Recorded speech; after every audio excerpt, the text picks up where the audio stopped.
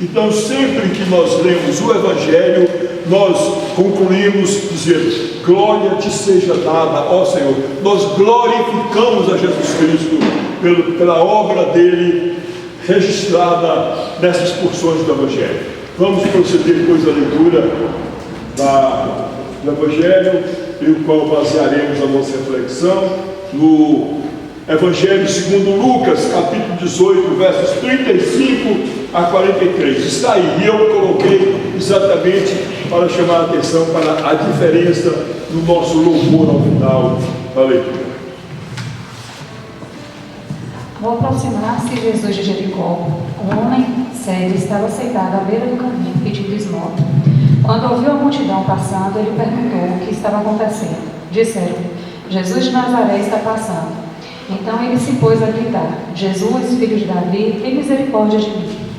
Os que iam adiante o repreendiam para que ficasse quieto, mas ele gritava ainda mais: Filho de Davi, tem misericórdia de mim. Jesus parou e ordenou que o homem lhe fosse trazido. Quando ele chegou perto, Jesus perguntou-lhe: O que você quer que eu lhe faça? Jesus, eu quero ver, respondeu ele. Jesus lhe disse: Recupere a visão, a sua fé o curou. Imediatamente ele recuperou a visão e seguia Jesus, glorificando a Deus.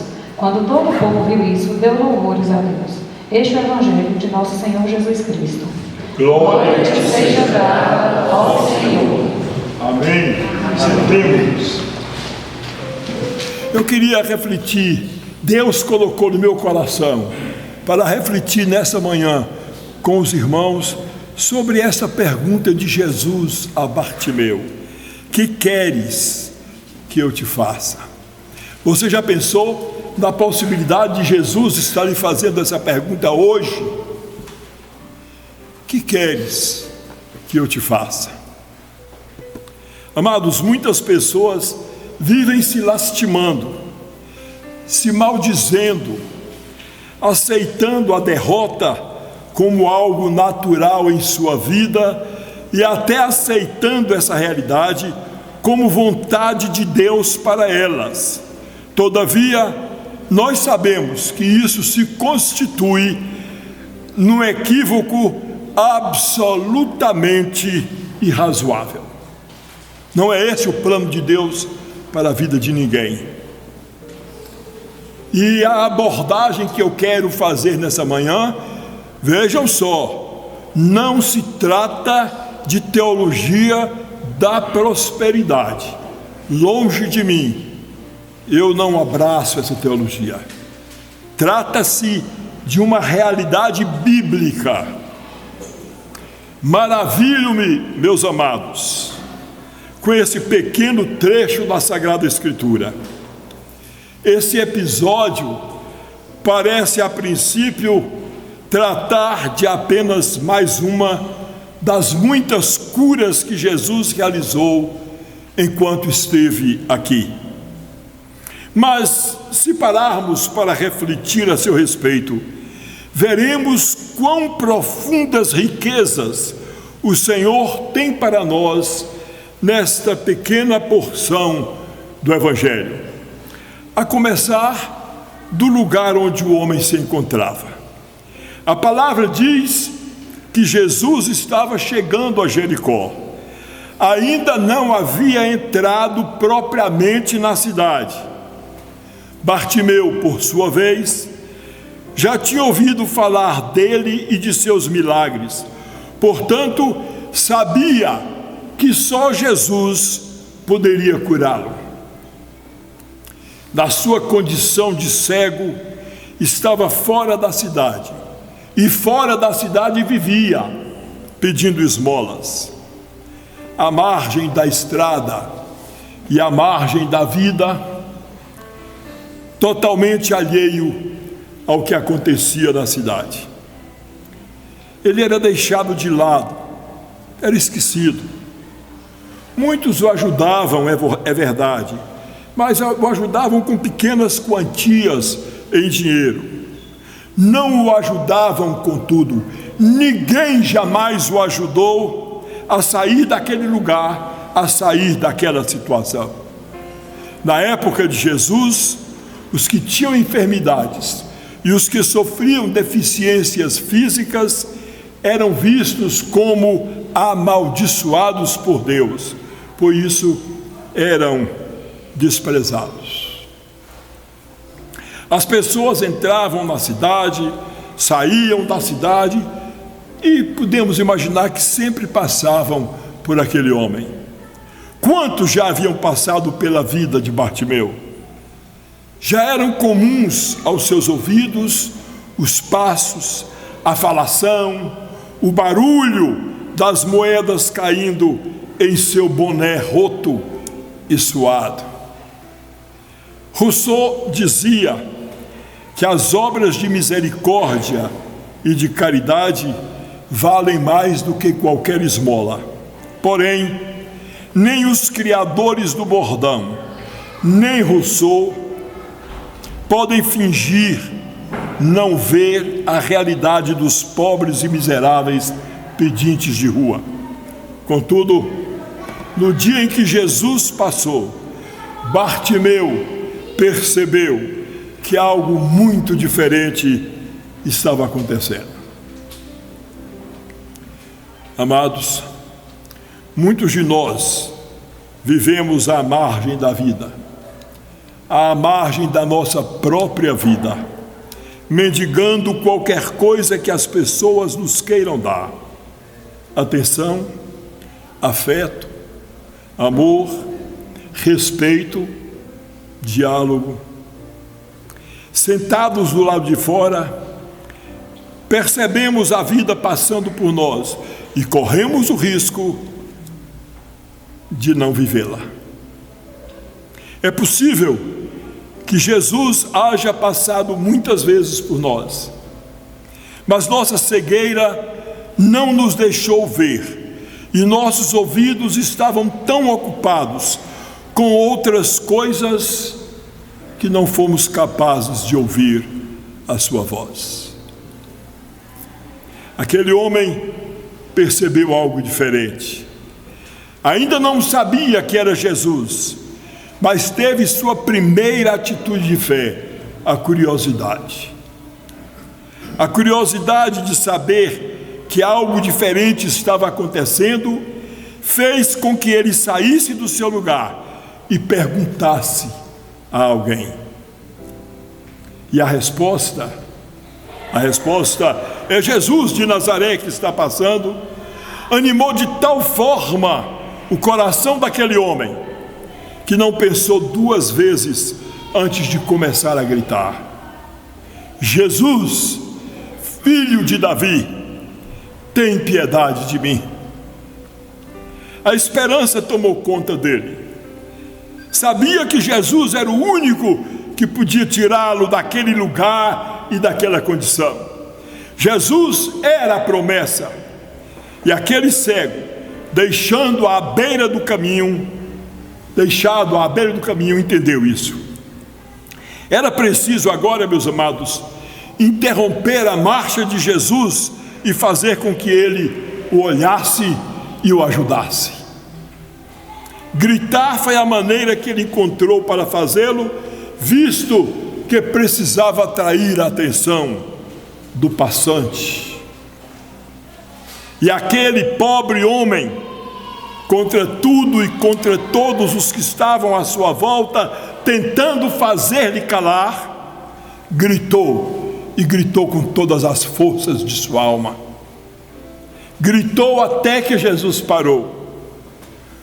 O grito do desesperado, o grito do marginalizado, o grito do miserável, do cego, do mendigo, parou Jesus. Não importa a nossa condição, Jesus parou para o jovem rico, vocês se lembram? Jesus parou para aquele doutor da lei, vocês se lembram? Pois bem, ele parou também para o pobre cego que estava à beira do caminho. Por que não ouviria nós? Se clamarmos de coração por ele, última e única esperança de nossa vida, Ele ouvirá, com certeza, e se voltará para nós. Jesus parou. Ele ouviu o clamor do cego e parou. Mas sabe o que me chama a atenção aqui? Ele não foi até o cego. Jesus poderia ir até onde estava aquele homem, clamando por ele, mas desejou que ele saísse do seu lugar, que ele saísse do seu assento de tantos anos, que eles saíssem da margem do caminho, ajudado por alguns que entenderam que o reino de Deus é amor e é inclusão. Aquele homem se aproximou de Jesus e ouviu a pergunta mais esperada de sua vida: que queres que eu te faça? Durante seu tempo de beira de caminho, com certeza, muitas vezes Bartimeu, ao invés dessa pergunta, ouviu a dura declaração dos que passavam: lamento, cego, mas não posso ajudá-lo. Mas agora ele sabia que o seu interlocutor era o todo-poderoso Filho de Deus, o prometido, cuja história em sua trajetória pelo mundo era de verdade e de prodígios. Ele falava com aquele que realmente queria saber como ajudá-lo. Jesus ouve o nosso clamor. Ele para e nos pergunta: que queres que eu te faça? Quando você clamar e Jesus te ouvir e te perguntar: o que queres que eu te faça? Que vais responder? Qual será a sua resposta a essa pergunta? É preciso traçar seus objetivos e, dentre eles, priorizar o que é de fundamental importância, com inteligência e com submissão ao Senhor. Qual é a área de sua vida que, se Deus tocar e transformar, tudo vai mudar para você? Ore, clame pela presença do Senhor em sua vida, sinta essa presença em sua vida, diga-lhe qual é o seu ponto fundamental. Através da recuperação da vista, quantas áreas da vida de Bartolomeu deve ter mudado? A Bíblia não diz, mas é lógico. Vivia mendigando. Depois que Jesus o curou, ele pôde trabalhar. Vivia maltrapilho. Depois que Jesus o curou, ele pôde trabalhar e adquirir roupas novas. Mudou a aparência. Vivia só, mas depois que o Senhor o curou, pôde trabalhar, pôde comprar roupas novas, pôde tomar banho, pôde fazer a barba, cuidar dos cabelos, e a beleza escondida apareceu. Então ele pôde namorar, noivar e constituir a sua família. Era tido como amaldiçoado, era desprezado pela sociedade, mas depois que Jesus o curou, ele passou a ser acolhido pela sociedade, conhecido como o homem que era cego e agora enxergava pelo poder de Deus. Tudo isso através de um clamor e de objetivos claramente fixados. E então, que queres que Jesus te faça?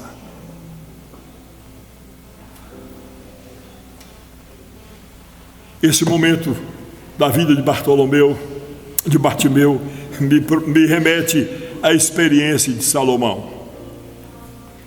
Deus havia prometido o reino de Jerusalém a Salomão, e assim ocorreu, sucedendo a Davi, seu pai.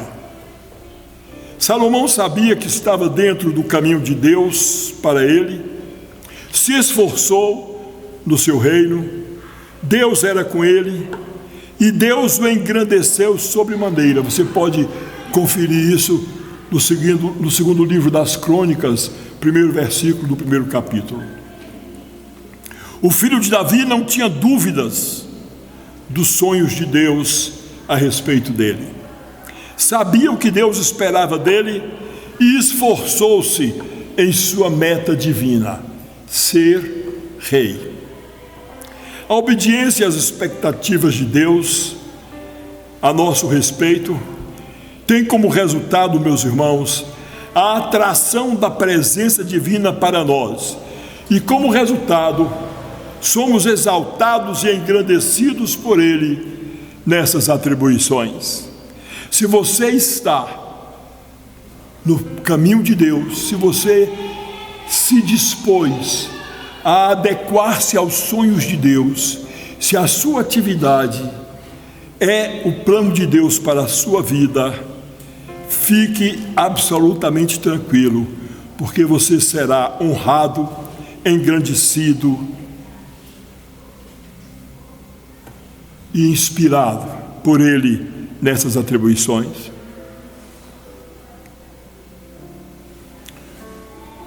Quando obedecemos a Deus, Ele vem para ficar conosco, Ele vem para nos levantar, e foi o que Salomão fez.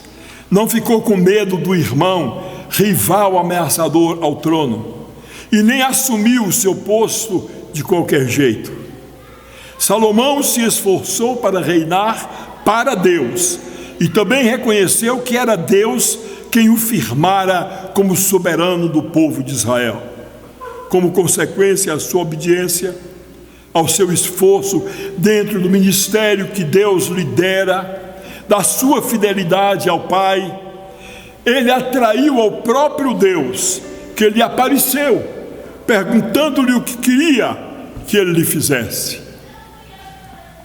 Penso, amados, como agiríamos se tivéssemos o próprio Criador nos perguntando, se disponibilizando a nós agora, como Deus fizera literalmente com Salomão: pede o que queres que eu te dê.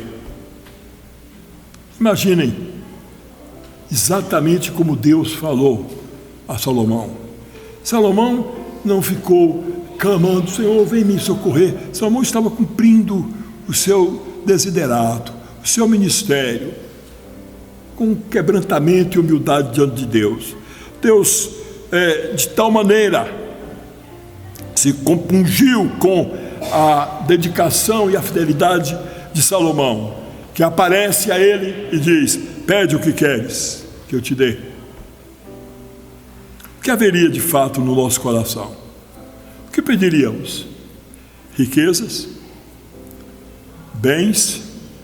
Honra? A morte dos que nos odeiam? Muitos dias de vida? Longevidade? Não foi o que Deus encontrou ao sondar o coração de Salomão. Ele encontrou um pedido sincero de mais capacidade para levar a bom termo o seu reinado, ou seja, pediu dentro daquilo que Deus já havia prometido a ele através de Davi. Olha a sua oração: dá-me, pois, agora sabedoria e conhecimento, para que possa sair e entrar perante este povo, pois quem poderia julgar a este tão grande povo? O pedido de Salomão a Deus estava de acordo com aquilo que Deus lhe comissionara a fazer, e assim foi atendido.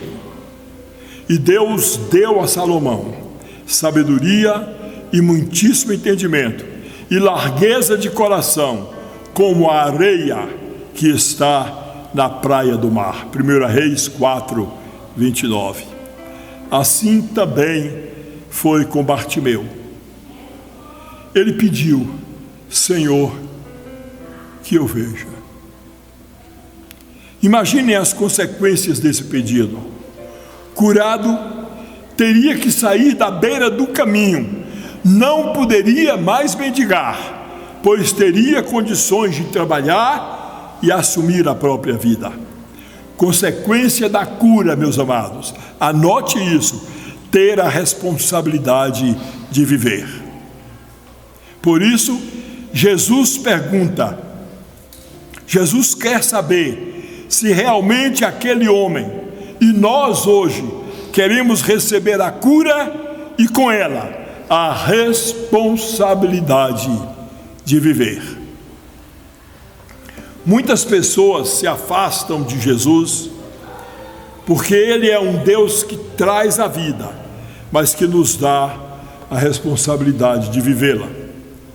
Muitos já não sabem viver por si só, precisam que as pessoas lhe indiquem o caminho, o sustentem, cuidem de todas as coisas. Mas o nosso Deus não é muleta.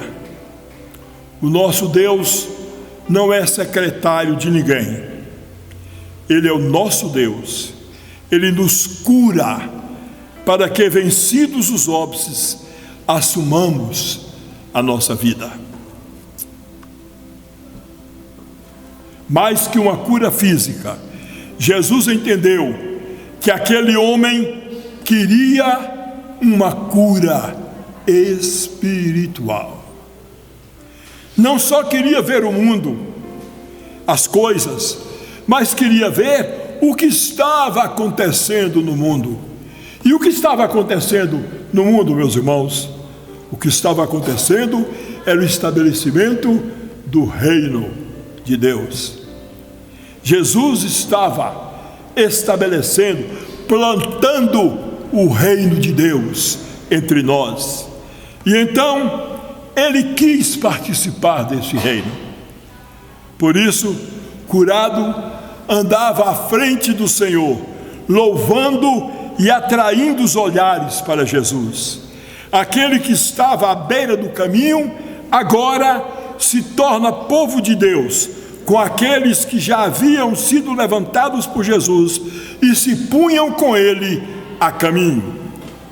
Acredito que o que conseguimos enxergar hoje com esta palavra cura a nossa cegueira e nos dá a certeza de que Jesus não só nos ouve, mas interrompe o seu andar e o faz em nosso favor. Ele para e nos tira do nosso comodismo. Ele pergunta: que queres que eu te faça? Estás pronto para assumir tua vida? Estás pronto a abandonar a beira do caminho e se colocar a caminho? Caminhar comigo? Vida em abundância é a promessa para aquele que tem coragem de sair do seu comodismo e pedir a cura. Amados, eu agora lhes faço uma confissão. Essa palavra me encheu profundamente o coração. Pude avaliar minha vida e encontrar os lugares e as áreas em que tenho preferido ficar à beira do caminho enquanto Jesus passa. Pude tomar a decisão de gritar e receber minha cura. Sei que muitas vezes não nos sentimos preparados para assumir nossas vidas, mas se caminharmos com Jesus, como aquele homem já não mais cego o fez, conseguiremos. Precisamos aprender a pedir como Bartimeu. Precisamos pedir de Deus que transforme nossa expectativa em perspectiva. Precisamos alinhar as nossas vidas conforme a orientação do Criador e não querer alinhar o Criador conforme os nossos moldes. Mestre, que eu veja a vida como tu a vês, que eu veja as circunstâncias conforme a tua vontade, que eu possa enxergar a tua vontade e o teu propósito. Mestre, que eu veja como tu queres. E então, a paz de Deus, que excede toda inteligência, haverá de guardar os nossos corações e os nossos pensamentos em Cristo Jesus, como escreveu o apóstolo Paulo aos Filipenses, no capítulo 4, verso 7. Amados, que sejamos capazes de dar esse testemunho aos circunstantes, de não só executar uma linha melódica, mas de proclamar este testemunho como experiência da nossa vida àqueles que nos cercam. Tão cego andei e perdido vaguei, longe do meu Salvador, mas pela fé os meus olhos abri. Desde agora, na luz, desejo andar. A gente sempre cantou este hino pensando em fazer apelo aos não convertidos, sem nos aperceber de que nós também temos a nossa cegueira, temos tido dificuldade de entender, de enxergar e de crer na graça de Cristo Jesus, que nos cura de dentro para fora. Que Ele nos abençoe. Amém. Vamos ficar de pé e vamos cantar o hino de número 193.